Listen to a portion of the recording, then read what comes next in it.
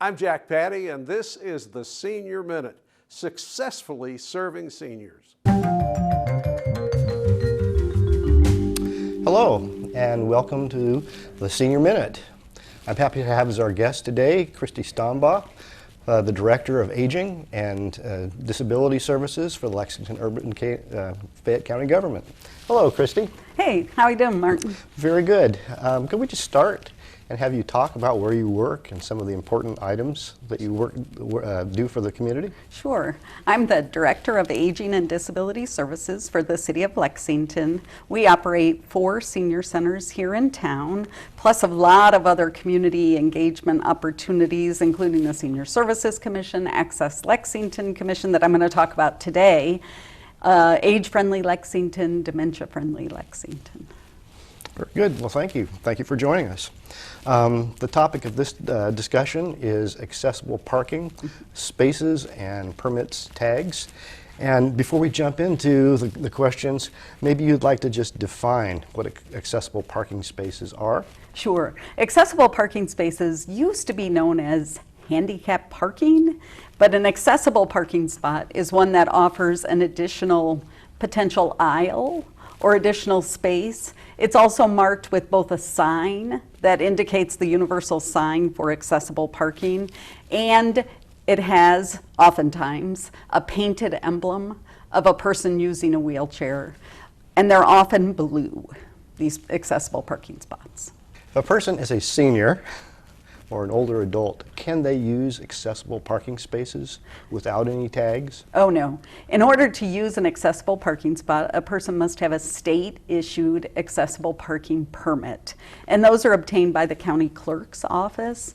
You need a doctor's signature indicating that you have a disability. It could be temporary, like a hip replacement or a knee. A young person who has a temporary disability could also get a temporary accessible parking permit. But you get your doctor's signature, you take this paper or send this paper to the county clerk, and you're issued an accessible parking permit, which is those hang tags that you put in your window. Interestingly, you're not supposed to drive with those hanging from your rear view mirror. They pose somewhat of a sight blind spot. And so whenever you're driving in your vehicle and have an accessible parking permit, you should take that down and put it in your console or something. Interesting. Suppose you're a caregiver for a senior citizen. Can you use the accessible parking spaces? Well, so if the accessible parking permit belongs to a person, not to a vehicle, not to the caregiver, but to the person. So if you're taking your mom or I'm taking my mom and we go shopping, I can use her placard, driving my car, hang it on the window so that my mom has easy access out of the vehicle. And that means we can open the door really, really wide to get to her walker so that she can easily get in and out of the vehicle. So again, the accessible parking permit belongs to the person. Okay. So you got into this a little bit before, the correct process for getting a temporary tag or the correct process for getting a permanent tag. I think you can get the application online at the county clerk's office. Your doctor definitely has access to these forms because you need the doctor's signature. So a temporary accessible parking permit is red and a permanent accessible parking permit is blue. Okay.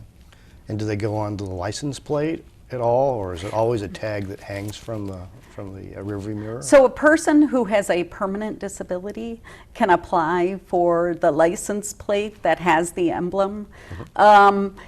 It then is permanent. So let's say 2 folks that do have accessible parking tag sort of come up to the same parking space. Is there a priority of who gets it based on the disability, or is it just first come, first serve? That's a very interesting question. It's really first come, first serve. You may see in the community that there are some van accessible parking spots, and they have a little thing under the sign that says van. And they afford an extra space beside the parking spot, and that's called an access aisle. The access aisle is indicated with slash lines or diagonal lines in that space. It's not actually an extra space, but it's a place for a person to download their ramp or open their door extra wide. So in a case like this, two people approach the spot at the same time. One could back in to the space on the right, and one could drive in to the space on the left. They both can share the access aisle if they both have access ramps out of their vehicles.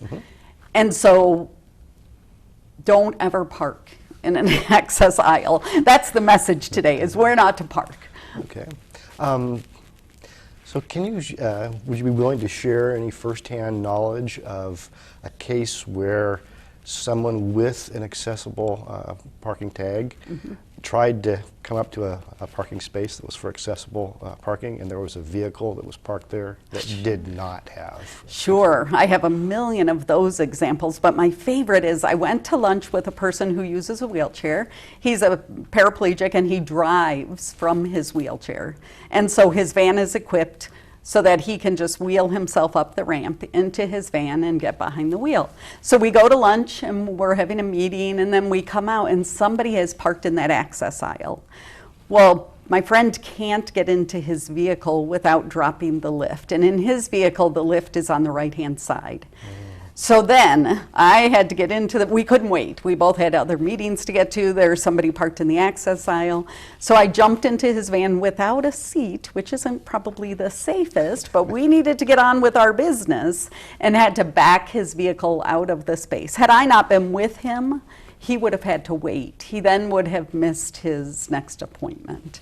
This whole campaign started with Access Lexington because persons who use mobility devices, wheelchairs, drive themselves, run into this issue a lot. Is people either leave a grocery cart, a shopping cart, a motorized scooter, or they illegally park in the access aisle, which blocks their ability to get in and out of their vehicle to get on with their day. And not to be negative, but suppose somebody notices that somebody has parked in a space without a valid sticker. Is there a way to report them? Sure, you can call the non-emergency police number at 859-258-3600. We'll have to double check that. And then if there happens to be a police officer in the area, they could do a drive through the parking lot. If you illegally park without a placard, or if you illegally park in an access aisle, the local fine is $250. So don't park So there. don't park in an Do not access park there. aisle or illegally park in an accessible parking space, please. So Kristy, this has been a lot of great information. Let's say someone wants to dig in more thoroughly onto this topic. Who would they contact? How would they contact them? Sure.